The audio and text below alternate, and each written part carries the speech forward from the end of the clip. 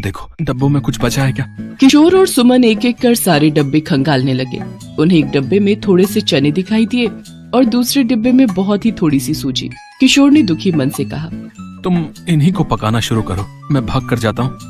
देखता हूँ कहीं से कोई थोड़े चने और सूजी अगर और दे दे तो काम बन जाएगा। ये कहकर किशोर वहाँ से चला गया।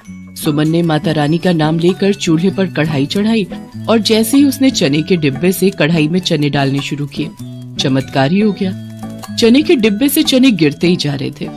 चनों से पूरी कढ़ाई भर गई थी, लेकिन चने थे कि डिब्बे से निकलते ही जा रहे थे। सुमन ये देखकर हैरान थी।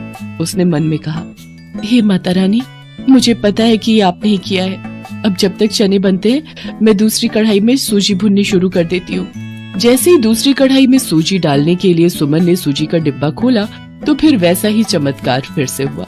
उस डिब्बे में से ढेर सारी सूजी गिरने, सूजी कढ़ाई में से गिरती ही जा रही थी और डिब्बा खाली ही नहीं हो रहा था। ऐसा ही घी, तेल और आटे के डिब्बे के साथ भी हुआ।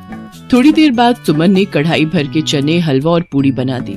तब तक किशोर भी आ गया, लेकिन जैसे ही किशोर ने वो सब देखा उसकी आंखों में खुशी के आंसू आ गए।